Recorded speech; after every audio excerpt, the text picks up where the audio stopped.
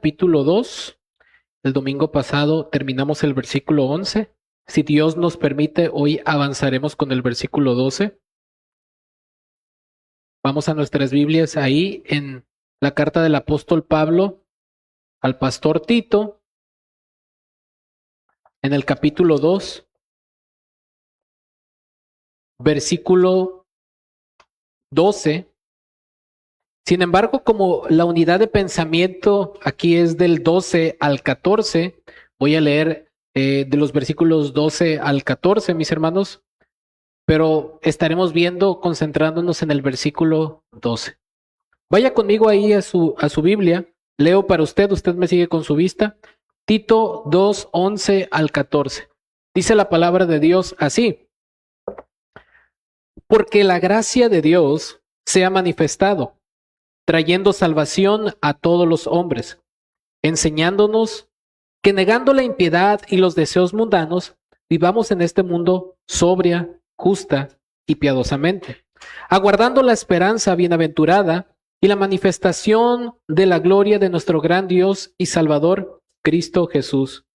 Él se dio por nosotros para redimirnos de toda iniquidad y purificar para sí un pueblo para posesión suya, celoso de buenas obras. Oremos. Amado Dios, estamos delante de tu palabra en tierra santa. Reconozco que la autoridad, el poder y la gloria está en tu palabra. Te ruego que tu Santo Espíritu me capacite con tu poder en mi debilidad para proclamar lo que el texto dice y que tu Santo Espíritu nos ayude a aplicarlo en nuestras vidas para tu gloria. Edifica tu iglesia con el texto, con tu verdad, y salva, Señor, almas por medio de la proclamación del Evangelio de nuestro Señor Jesucristo.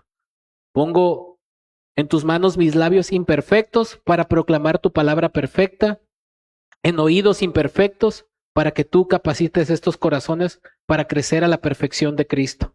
Ayúdanos, te damos la honra y la gloria y dependemos totalmente de ti, de la obra soberana de tu Santo Espíritu. Ayúdanos, Señor. Gracias. Amén. Recuerden que estamos viendo en lo largo de esta serie del capítulo 2, animándonos unos a otros a vivir piadosamente. Y en el capítulo 1 hemos visto cómo Pablo establece la necesidad de un liderazgo piadoso frente a la realidad de falsos maestros. En el capítulo 2 estamos viendo cómo se nos manda a todos los creyentes a animarnos a vivir piadosamente unos a otros, con el propósito de que brindemos un evangelismo eficaz. Así que recuerden esto, que en este texto Cristo nos manda a animarnos unos a otros a vivir piadosamente para que evangelicemos eficientemente. Es lo que estamos viendo a lo largo de todo el capítulo 2. En este texto Cristo nos manda a animarnos unos a otros a vivir piadosamente para que evangelicemos eficientemente. Es lo que hemos estado viendo a lo largo de todo el capítulo 2. En el versículo 1 vimos el mandamiento. ¿Cuál fue el mandamiento? Enseña lo que está de acuerdo con la sana doctrina. De los versículos 2 al 10, ¿qué fue lo que vimos que es lo que está de acuerdo con la sana doctrina? A los hombres mayores, a las mujeres mayores, a las mujeres jóvenes, a los hombres jóvenes y a los siervos se nos instruye cómo vivir, es decir, a todos los grupos que conformaban la iglesia. Del versículo 11 al 14 estamos viendo entonces la razón por la cual podemos vivir piadosamente. Los versículos 11 al 14 es la base teológica por el cual todo lo que Pablo dijo anteriormente se puede realizar. Recuerda, hermanos, si en los versículos 11 al 14 todo lo que Pablo dijo anteriormente se puede malinterpretar en un moralismo barato de simplemente sé buen empleado, sé buen joven, sé buen anciano, etcétera. Pero esto no se trata de consejos morales para mejorar como personas. Se trata de lo que el evangelio produce. La gracia que salva es una gracia que nos transforma y que nos educa cómo vivir. Es lo que estamos abordando entonces de los versículos 11 al 14. La razón por la cual podemos vivir piadosamente. Y en resumen, ¿cuál es esta razón? Porque la gracia de Dios apareció en Cristo salvándonos y ahora nos instruye cómo vivir y nos motiva a esperar su venida siendo un pueblo santo para Él. En esencia es el argumento de estos versículos, porque la gracia de Dios apareció en Cristo, salvándonos, y ahora nos instruye cómo vivir y nos motiva a esperar su venida, siendo un pueblo santo para Él. Ese es el argumento en resumen. En el versículo 11, que fue el que vimos el domingo pasado, miramos una de las razones. ¿Cuál es la razón por la cual podemos vivir piadosamente? Porque la gracia alcanzó a todos sin distinción. Cuando dice que la gracia de Dios se manifestó trayendo salvación a todos los hombres, recuerde que todos los hombres no se refiere que Dios va a salvar a toda la humanidad. Se refiere que Dios salvó a gente sin distinción de toda clase social, nacionalidad, género, edad. La gracia de Dios en ese sentido no hizo distinción. Alcanzó a toda la iglesia. ¿Cuál es el contexto? Todos los grupos que hay. Ancianos, ancianas, jóvenes, siervos. Eso es a lo que se refiere todos. O sea que Dios te salvó independientemente del trasfondo del cual venías. Judío, gentil, hombre, mujer, mexicano, etcétera. La gracia de Dios no hizo distinción entre los escogidos que Él ya tiene de antemano preparado para manifestar su gracia salvadora. Pero esto no es salvación universal, ya lo aclaramos. La gracia es una persona. En otras palabras, quien hizo posible ese favor inmerecido fue el advenimiento histórico de nuestro Señor Jesucristo. Su aparición se manifestó. Y esto tiene que ver en cuanto a su encarnación, vida, muerte y resurrección. Cuando dice aquí que la gracia de Dios apareció o fue manifestada, se refiere a la primera venida y todo lo que implica. Nuestro Señor Jesucristo vino, cumplió las profecías del Antiguo Testamento, Dios se hizo hombre, vivió una vida sin pecado, murió y resucitó para traer salvación. En segundo lugar, también vimos que la gracia alcanzó a toda la iglesia sin distinción de clase ni edad. Y esa es la razón por la cual todos debemos y podemos vivir piadosamente, hermanos. No importa que, es que yo soy muy mayor como para ser piadoso, es que yo soy muy joven, es que yo soy esclavo y tengo jefes muy duros. La gracia de Dios nos alcanzó a todos sin distinción de clase y edad. Y como la gracia de Dios no hizo distinción y ya apareció y trajo salvación, ahora nos capacita y es la base por la cual podemos vivir piadosamente. Ese es el punto aquí. Veremos ahora en el versículo 2, hermanos, otra razón por la cual podemos vivir piadosamente. Ya vimos que, en primer lugar, porque la gracia alcanzó a todos sin distinción, lo vimos en el versículo 11, y ahora veremos en el versículo 12, y si Dios nos permite, parte el otro domingo en el versículo 13, porque la gracia nos instruye cómo vivir. Ojo, la gracia nos alcanzó a todos sin distinción. Piénsalo, hermanos, miren qué tan diferentes somos.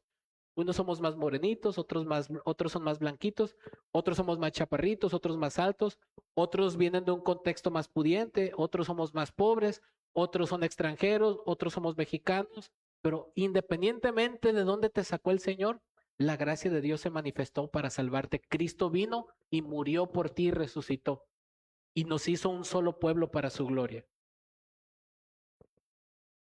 Pero esa gracia que salva, no solamente salva, educa, instruye, es lo que vamos a ver, porque la gracia nos instruye cómo vivir. Por naturaleza, esa gracia salvadora también es una gracia que instruye, que educa, que nos enseña cómo vivir, y es lo que vamos a ver en el versículo 12. En primer lugar, vamos a ver que esa gracia salvadora, de la cual estamos viendo que fue manifestada cuando nuestro Señor Jesucristo apareció, esa gracia nos instruye cómo vivir. Nos enseña a renunciar a la impiedad para vivir sobria, justa y piadosamente en este siglo. Es lo que vamos a ver en este versículo. Mire, vaya conmigo ahí. Conectándolo desde el versículo 11. Porque la gracia de Dios se ha manifestado trayendo salvación a todos los hombres. Trayendo salvación a todos los hombres. Ahora, ¿cuál es la característica o un atributo de esta gracia? Versículo 12. Conectándolo. Esa gracia de la cual estamos hablando, esa gracia salvadora, enseñándonos que negando la impiedad y los deseos mundanos, vivamos en este mundo sobria, justa y piadosamente. Piensen esto. Imagínense, use su imaginación santificada. Imagina que caes al mar y un helicóptero de la Marina te rescata. Imagínense que ustedes están en el mar ahí, no sé, pescando o haciendo una labor, y caes al mar y te rescata un helicóptero de la Marina. Qué emoción, ¿verdad? Imagínense el mar ahí embravecido. Te suben, te dan una manta, te salvan la vida. ¿Acaso ya terminó tu trabajo con eso? No. Ahora que estás en el helicóptero, el rescatista te da un manual y te dice, así se vive aquí arriba, así respiras con el oxígeno, así te sujetas para no caer otra vez, así esperas hasta que lleguemos a tierra. Hermano, Tito 2:11 es el rescate. La gracia ya apareció y te salvó. Tito 2:12 es el manual. Esa misma gracia ahora te instruye cómo vivir en el helicóptero mientras esperas llegar a casa. La gracia no solo te sacó del mar, te está enseñando a vivir como rescatado. Y lo primero que te dice el manual es, habiendo renunciado al mar, ahora vive así. Ahora vemos lo que el versículo 12 nos dice sobre cómo la gracia nos instruye a vivir. Ojo, ya fuimos rescatados de esa manera de vivir. Ahora nos instruye, nos educa, nos enseña cómo vivir. Nuestra vida comienza cuando somos salvados. Comienza nuestra vida verdadera en Cristo y nos instruye cómo vivir ahora ya como rescatados. Esa persona que fue rescatada del mar, ahora tiene una vida diferente y tiene que vivir como rescatado. No puede vivir indiferente a esa realidad. Igual nosotros, si hemos sido rescatados de la impiedad y de los deseos mundanos, nuestra vida en el presente va a ser diferente como consecuencia de ese rescate. ¿Ve el punto de relación? Versículo 11 entonces, recuerde, fue el rescate. Versículo 12 nos dice el manual de supervivencia y de instrucción de cómo vivir ya siendo rescatado. ¿Va conmigo en el argumento? Entonces, ¿qué es lo que estamos viendo aquí, hermanos? Recuerde, estamos viendo otra razón por la cual podemos vivir piadosamente en estos versículos, y es porque la gracia nos instruye cómo vivir. No solo nos salva, sino que nos instruye cómo vivir. Y note qué es lo primero que vemos que dice el versículo 12, ya que la primera palabra del versículo 12 es enseñándonos. Preste atención a esa palabrita ahí en su texto, enseñándonos. Esta palabra describe una cualidad permanente de esa gracia salvadora. Esta gracia que se manifestó en la persona y obra de nuestro Señor Jesucristo es una gracia que instruye. Este verbo viene de una palabra griega que nosotros vamos a identificar porque se usa en nuestro contexto. Viene de paideuo, de donde viene pedagogo o pedagogía. Esta palabra significa enseñar, instruir, entrenar y educar. Era usada en el contexto principalmente de instruir a los niños. También en otros contextos esta palabra se puede traducir como disciplina, pero aquí no es su sentido. Aquí el sentido es una instrucción llena de gracia y firme que trae salvación, que emplea medios para darnos una plena posesión de ella. Eso es lo que implica, hermanos. En otras palabras, nos educa cómo vivir, trae instrucción, no nos deja tientas. Cristo ya me salvó, ahora puedo vivir como sea. No, te ubica, te educa, te instruye, te enseña cómo vivir esta gracia que te salvó. Es puntual esto, hermanos. Cristo no nos salvó para que vivamos a nuestra manera como nosotros queremos. Tenemos que vivir como rescatados. Nos instruye, nos entrena, nos guía, nos educa.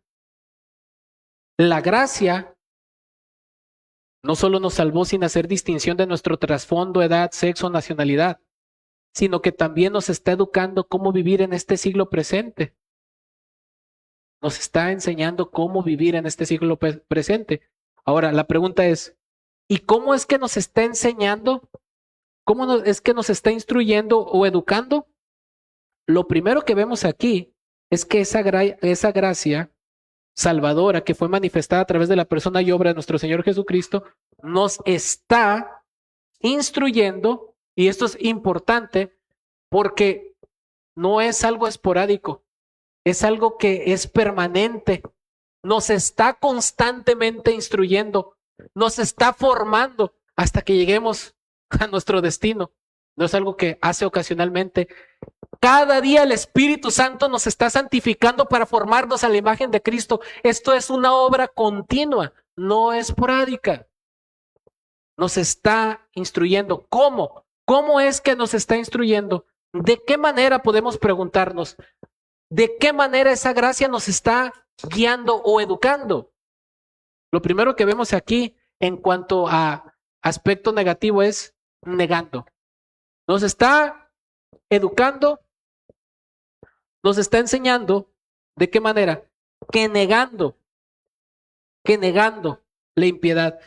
Esta palabra o esta frase puede traducirse de una manera más literal, habiendo renunciado. Es una traducción más fiel al original. Una acción pasada pero que trae efectos.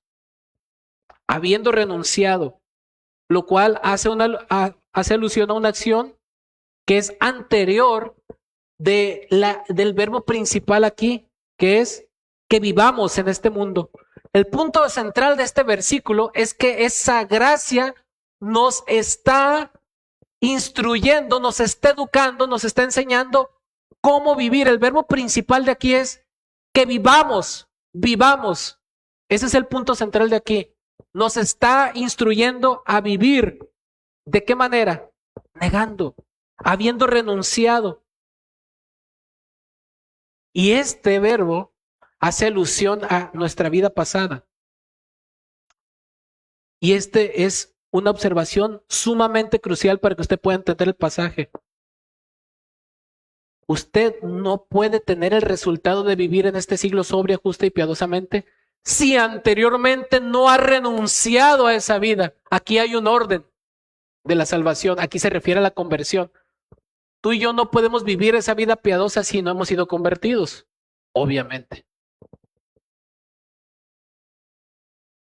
Fue porque renunciamos, y esto se refiere a la conversión.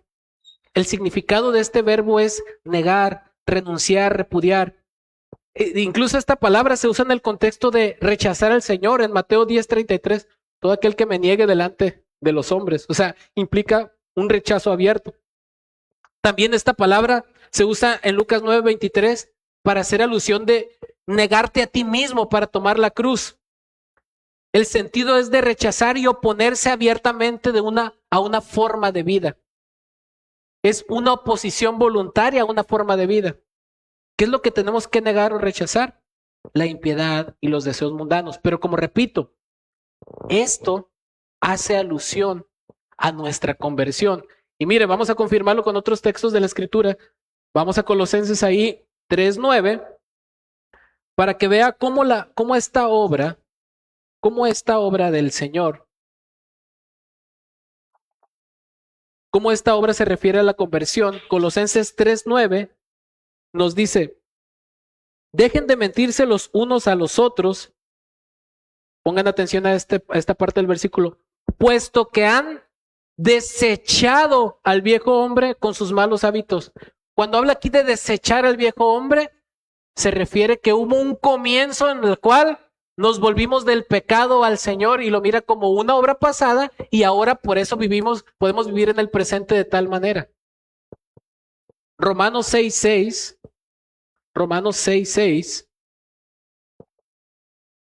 también nos habla de algo paralelo a esto. Romanos 6:6 dice: sabemos esto, que nuestro viejo hombre fue crucificado con Cristo para que nuestro cuerpo de pecado fuera destruido, a fin de que ya no seamos esclavos del pecado. Note esto. Sabemos esto, que nuestro viejo hombre fue crucificado con Cristo. En la conversión es cuando nosotros le damos la espalda al pecado y nos volvemos al Señor. La conversión es el resultado de la regeneración. Cuando Dios infunde vida espiritual en el pecador se vuelve del pecado a Cristo, ejerciendo arrepentimiento y fe en Él y dejando a un lado su vida pasada. Mire, un ejemplo claro de esta obra de conversión lo vemos con el ejemplo de nuestros hermanos de Tesalónica, ahí en primera de los Tesalonicenses 1:9, que dice: Pues ellos mismos cuentan acerca de nosotros, de la acogida que tuvimos por parte de ustedes y de cómo se convirtieron, fíjese bien, de los ídolos a Dios para servir al Dios vivo y verdadero. La ilustración más potente, la esencia de toda la vida de impiedad. Ellos servían a los ídolos, desecharon esa vida de idolatría y ahora se volvieron al Cristo resucitado para servir y glorificarlo a Él. Le dieron la espalda al pecado y ahora servían al Señor, ya no a los ídolos. Lo que quiero que note es que el texto nos habla de que aquellos que han sido receptores de esta gracia salvadora, hubo un comienzo en el cual hubo un giro, un cambio de vida. Su vida no es estática. Antes estábamos muertos en delitos y pecados, pero cuando apareció la bondad de nuestro Dios, la gracia apareció, se manifestó, trayendo salvación a todos sin distinción. Él nos rescató del pecado, de la condenación eterna y nos dio una nueva vida, nos dio una nueva naturaleza, según los Corintios 5:17, de modo que si alguno está en Cristo, nueva criatura es, las cosas viejas pasaron, he aquí todas son hechas nuevas. Nos dio una nueva naturaleza, nos dio una nueva vida y nos empoderó para darle la espalda al pecado y volvernos a Él. Esto es lo que conocemos como la conversión, que es el resultado de la regeneración. Están íntimamente ligados, pero no son lo mismo. La consecuencia de recibir una nueva naturaleza es que podemos responder con arrepentimiento y fe al Señor, y eso es lo que conocemos como la conversión, habiendo renunciado.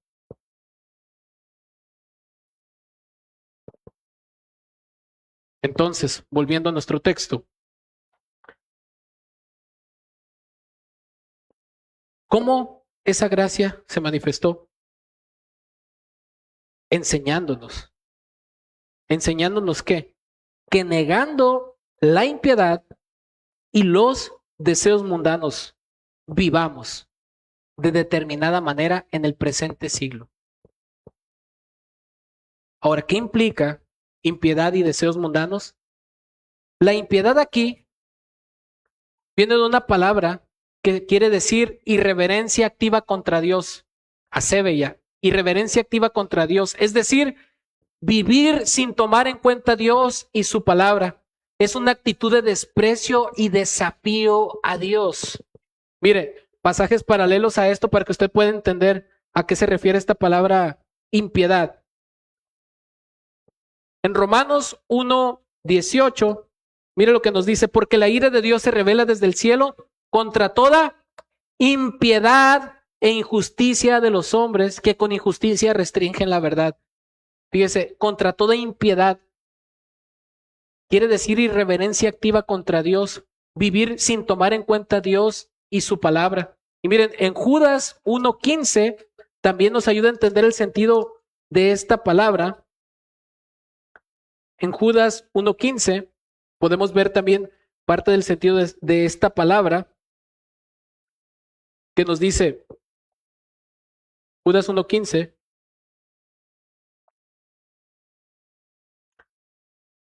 para ejecutar juicio sobre todos y para condenar, mira el texto, a todos los impíos de todas sus obras de impiedad que han hecho impíamente y de todas las cosas ofensivas que pecadores impíos dijeron contra él. ¿Se fija cuántas veces se repite esta palabra? Impíos, impiedad, impías. Lo que quiero que vea es que es una actitud de desprecio y desafío a Dios y por consecuencia una irreverencia activa contra Él. Y esto puede desembocar incluso hasta en el ateísmo, aunque no necesariamente. Puede haber gente religiosa irreverente. La impiedad, una irreverencia activa contra Dios, una actitud de desprecio y desafío a Dios. De eso es de lo que la gracia nos instruye, que renunciando ¿a qué? A esa forma de vida. ¿Qué forma de vida? La impiedad. ¿Y qué es la impiedad? Vivir con irreverencia activa contra Dios, despreciando y desafiando su autoridad. Y también nos libra de otra cosa, dice el texto, y los deseos mundanos. ¿Qué son los deseos mundanos? La palabra aquí para deseos, hermanos, en otro contexto puede significar algo bueno, porque el significado básico de esta palabra es deseo, un fuerte anhelo incluso se puede traducir como ambición, pasión, hasta codicia, y denota un intenso deseo de cualquier tipo de cosa. Puede ser bueno, puede ser malo, pero aquí sabemos que es algo malo por la palabra que le acompaña, el adjetivo mundanos, deseos mundanos, o se puede traducir como pasiones mundanas. Esto nos aclara la naturaleza de esas pasiones. Mundano quiere decir relativo al sistema de este mundo en contraposición con lo espiritual y celestial. Son pasiones pecaminosas que son fruto de la carne en contraste con el fruto del espíritu. Deseos mundanos aquí son pasiones pecaminosas. Hay pasiones santas y hay pasiones pecaminosas. Aquí está hablando de pasiones pecaminosas. Mire lo más ilustrativo. Gálatas 5:16 al 22 nos habla del fruto del espíritu y del fruto de la carne y hace un contraste aquí. En Gálatas 5:16 al 22, mire lo que dice. Digo pues, anden por el espíritu y no cumplirán el deseo de la carne. Porque el deseo de la carne es contra el espíritu y el del espíritu es contra la carne. Pues estos se oponen el uno al otro, de manera que ustedes no pueden hacer lo que deseen. Pero si son guiados por el espíritu, no están bajo la ley. Ahora bien, y va a describir cuáles son esas obras de la carne. Las obras de la carne son evidentes. ¿Cuáles son? Inmoralidad, impureza, sensualidad, idolatría, hechicería, enemistades, pleitos, celos, enojos, rivalidades, disensiones, herejías, envidias, borracheras, orgías y cosas semejantes, contra las cuales les advierto, como ya se los he dicho antes, que los que practican tales cosas no heredarán el reino de Dios. Pero en contraposición con eso, ¿pero cuál es el fruto del Espíritu? ¿Qué elementos tiene? Pero el fruto del Espíritu es amor, gozo, paz, paciencia, benignidad, bondad, fidelidad, mansedumbre, dominio propio. Contra tales cosas no hay ley. Pues los que son de Cristo Jesús han crucificado la carne con sus pasiones y deseos. ¿Ven esta conexión, hermanos?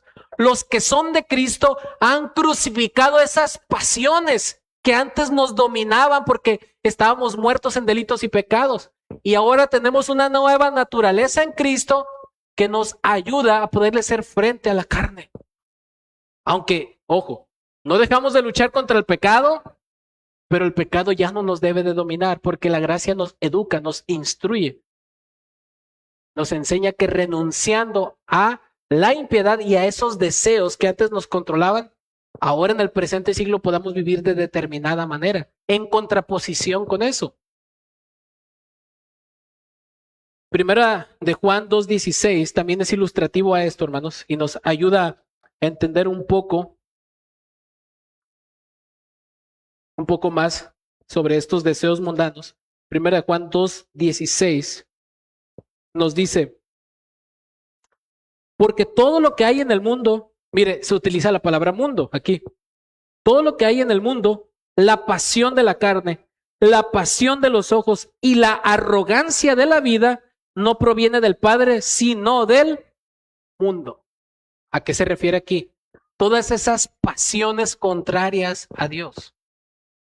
Toda esa naturaleza controlada por el pecado, por deseos que no viven para la gloria de Dios. Hermanos, ¿habrá algún área donde todavía vives como si Dios no existiera, con impiedad?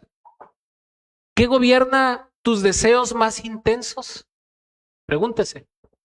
¿Hay algún área donde todavía vives como si Dios no existiera? Rencor, celos, contienda, chismes, andar hablando mal de los demás y haciendo quedar mal a los demás, disensiones, maldiciones, enojos, borracheras, inmoralidad, etcétera. ¿Habrá algún área donde todavía vives como si Dios no existiera? ¿Qué gobierna tus deseos más intensos? Cosas que legítimamente no son malas, pero que se pueden convertir en un ídolo. El trabajo, el fútbol, el dinero, entre otras cosas, ¿te apasionan más que orar, que leer la Biblia, que congregarte? Hermano, no te estoy diciendo que renuncies hoy a eso. Si tú ya has nacido de nuevo, nota, no te estoy diciendo renuncia a eso. No es lo que el texto nos está diciendo si tú ya eres de Cristo. Te estoy diciendo que recuerdes que ya renunciaste porque la gracia apareció en tu vida. Fue algo decisivo. Ahora la gracia que te salvó es la misma que te instruye cómo vivirlo. Y lo haces no mirando tus fuerzas, sino mirando, según nos dice el versículo 3, a nuestro gran Dios y Salvador que viene. Eso mata la impiedad y los deseos mundanos. ¿Y qué mata finalmente la impiedad?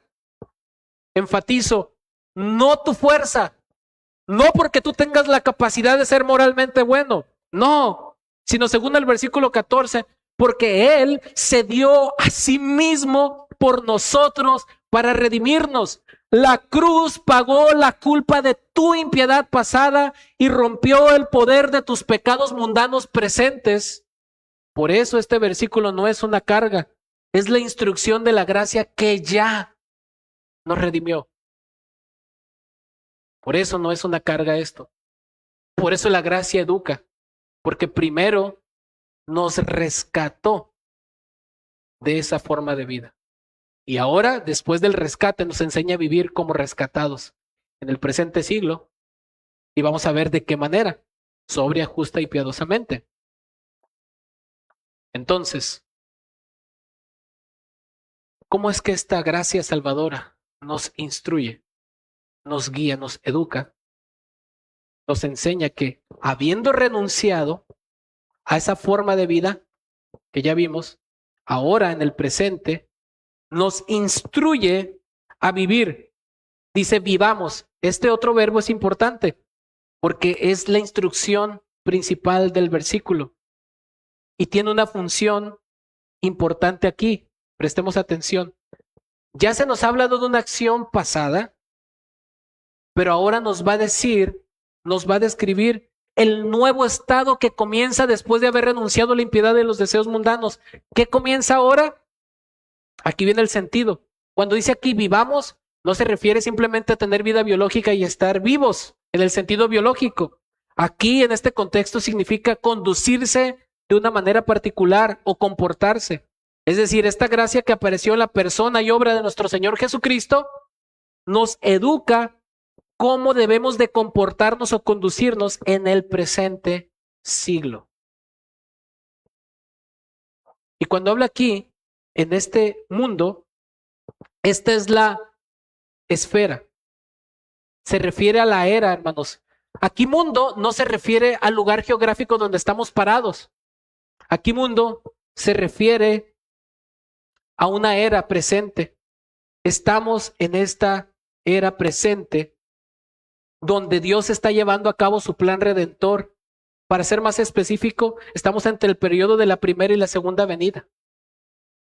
Es el tiempo presente, la era donde ya hemos sido redimidos, pero esperamos la consumación del reino de Dios.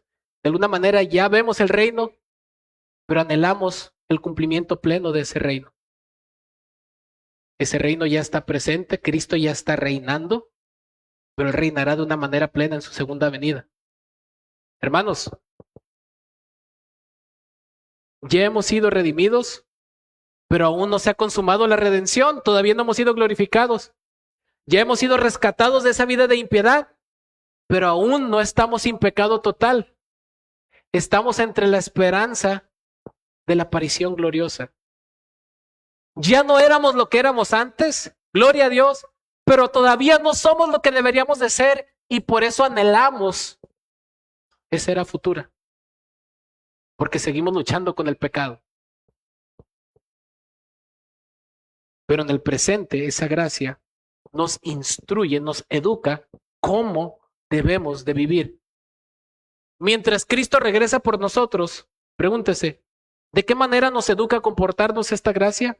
Y aquí Pablo va a describir 3 palabras para decirnos cómo es ese nuevo vivir después de haber renunciado. Es decir, ¿cómo vivir después de haber renunciado a la impiedad y los deseos mundanos?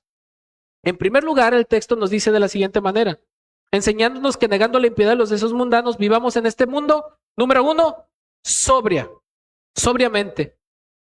Esto quiere decir con el ejercicio del dominio propio que gobierna todas las pasiones y deseos, posibilitando al creyente ser conformado a la mente de Cristo. El significado básico de esta palabra, sobria, es con dominio propio, autocontrol, la capacidad de poder gobernar nuestras pasiones y deseos. Ahora la carne ya no nos tiene que controlar. ¿Qué gobierna tus pasiones? ¿El amor al dinero? ¿La inmoralidad? ¿Viendo cosas en internet que no debes de ver? ¿La ira? ¿La envidia? ¿El rencor? ¿La lascivia? ¿La mentira? ¿La malicia? ¿El robo? Hemos sido libertados de esa forma de vida. Por lo tanto, eso no debe de esclavizarnos nuevamente. Hemos sido liberados del pecado. Ojo, aunque no estamos sin pecado, hemos sido librados del poder del pecado. La gracia nos instruye para que en el presente, en la era presente, en lo que viene nuestro Señor por nosotros y llegamos a nuestro destino final, ¿cómo tenemos que vivir? Con dominio propio que gobierna todas las pasiones y deseos, posibilitándonos para ser conformados a la mente de Cristo. ¿Eres de esos de mecha corta que nadie te puede decir nada y que explotas y que hieres con tus palabras más que con un cuchillo o una pistola? Ya no puedes. Y ahora tienes el poder para ya no vivir así. Para no ser envidioso, egoísta, chismoso, malicioso, pernicioso y ocioso. Y todo lo que termina en oso. Esa gracia te capacita para vivir con dominio propio, en el cual tú y yo podemos gobernar nuestras pasiones y deseos, no porque tengamos fuerza de voluntad, sino porque el Espíritu Santo nos controla por medio de la palabra de Cristo, porque la gracia de Dios, la gracia salvadora de Dios apareció trayendo salvación a todos sin distinción. Cristo ya vino, murió y resucitó. Y por eso puede ser posible, porque hemos recibido la promesa del Espíritu, hemos sido sellados con su Espíritu que nos capacita para vivir de esta manera y ahora podemos vivir haciéndole frente al pecado, aunque no seamos totalmente sin pecado.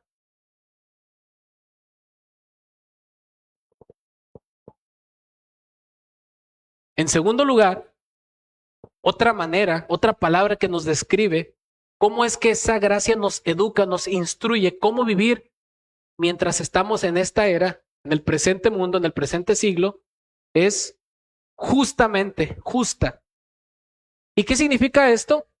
Significa vivir de acuerdo con lo que es justo.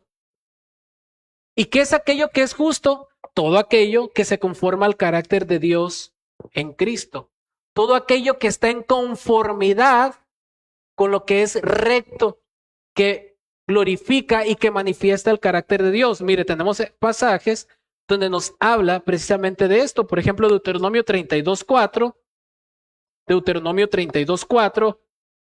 Vamos ahí a nuestras Biblias. Deuteronomio 32:4 nos dice este atributo de Dios.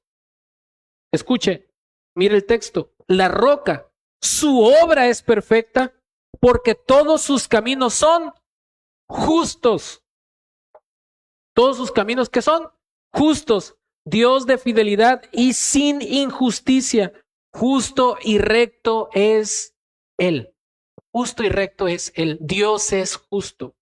Salmo 145:17, hablándonos también del carácter de Dios. Salmo 145, versículo 17, mire lo que nos dice. Justo es el Señor en todos sus caminos y bondadoso en todos sus hechos. El Salmo 19, versículos 7 al 9, nos habla que esos atributos de justicia también los posee la palabra de Dios, la cual es la que nos capacita para vivir en justicia. Mira lo que dice el Salmo 19, versículos 7 al 9. Salmo 19. La ley de del Señor es perfecta, que restaura el alma. El testimonio del Señor es seguro, que hace sabio al sencillo. Los preceptos del Señor son rectos, que alegran el corazón. El mandamiento del Señor es puro, que alumbra los ojos. El temor del Señor es limpio, que permanece para siempre. Los juicios del Señor son verdaderos, todos ellos, ¿qué? Justos. La Biblia es lo único que nos capacita para vivir en justicia. Y finalmente, nuestro Señor Jesucristo es la encarnación de esa justicia de Dios. Primera de Juan 2:29. Mire lo que nos dice. Primera de Juan 2:29. Si saben, hablando de Cristo, que Él es justo, saben también que todo lo que hace justicia es nacido de Él. ¿Qué estamos queriendo decir con esto? ¿Qué significa vivir justamente? Significa vivir de acuerdo con todo lo que es justo, todo lo que es recto, todo lo que está en conformidad con el carácter de Dios en Cristo. Y en consecuencia de esto, piénsalo, ¿tu trato con tus empleados es justo? ¿Tu trato hacia tus compañeros o hacia tus superiores es justo? ¿Tu trato hacia tu esposa es justo? ¿Tu trato hacia tu esposo, hacia tus hijos es justo? ¿Cómo te expresas de los demás y cómo les hablas a los demás es justo? ¿Cómo te conduces es justo? ¿Lo que haces en tus negocios es de acuerdo a la ley es justo? ¿Tu vida refleja conformidad con lo que es recto o con lo que es injusto? En tercer lugar, eso es para que reflexionemos, pero en tercer lugar, la gracia salvadora, la gracia que nos trajo salvación a todos sin distinción y que nos está enseñando que habiendo renunciado de la impiedad de los deseos mundanos, vivamos en esta era, en este presente siglo, en este mundo. ¿De qué manera? Ya vimos, sobria, justa y en tercer lugar, piadosamente. Piadosamente. ¿Qué significa esta palabra? Que tiene respeto por las cosas santas. Para él los deberes espirituales no son una carga, sino una necesidad gozosa. Orar, leer la Biblia, predicar el Evangelio, practicar la misericordia, ayudando al necesitado. Todo esto no son cargas, porque tiene respeto por las cosas santas, porque ama a Dios. Para él los deberes espirituales son una necesidad gozosa. Eso es lo que significa. Tener reverencia por Dios. Pregunta, ¿tienes afectos espirituales o solo te emociona lo del mundo? ¿Disfrutas más de una serie de Netflix que una predicación o una enseñanza bíblica? ¿Tienes afectos espirituales o tienes un exceso de afectos al mundo?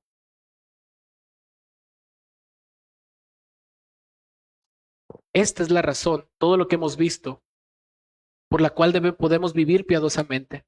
Vimos en el versículo 11 entonces que la gracia de Dios alcanzó a todos sin distinción. Esa es una de las razones, porque la gracia de Dios alcanzó a todos sin distinción. Y en segundo lugar, lo que vimos ahora en el versículo 12 es porque la gracia nos instruye cómo vivir. ¿Y qué es cómo nos instruye cómo vivir? Nos enseña a renunciar a la impiedad para vivir una vida sobria, justa y piadosa en este mundo o en este siglo. Amado hermano, te vuelvo a repetir esto. No te estoy diciendo que renuncies. Te estoy diciendo que recuerdes que ya renunciaste porque la gracia apareció en tu vida para salvarte. Fue algo decisivo. Ahora la gracia que te salvó es la misma que te instruye para vivirlo. Y lo haces no mirando tu fuerza, sino mirando a nuestro gran Dios y Salvador que viene. Eso mata la impiedad y los deseos mundanos. ¿Sabes cómo? Mira lo glorioso que es Cristo, porque la gracia de Dios apareció trayendo salvación a todos sin distinción para hacernos un solo pueblo, celoso de buenas obras, su especial tesoro. Mira este glorioso Dios que dio su vida en la cruz por ti y por mí. ¿Qué mata entonces finalmente la impiedad? No nuestra fuerza, sino quien se dio a sí mismo por nosotros para redimirnos, La cruz, y solo la cruz, pagó la culpa de tu impiedad y de mi impiedad pasada. Rompió el poder de nuestros pecados presentes mundanos. Por eso este versículo no es ni será una carga. Es la instrucción de la gracia que ya nos redimió. Pero entiendo, y ojo para ti, amado oyente, tú no puedes vivir esta vida a menos que la gracia aparezca en tu vida. Ven aquel, te lo ruego, que hizo posible esta gracia, aquel que vino, murió y resucitó para hacerte su especial posesión y puedas vivir una vida piadosa. Mira a Cristo, quien es el único que te puede salvar y transformar.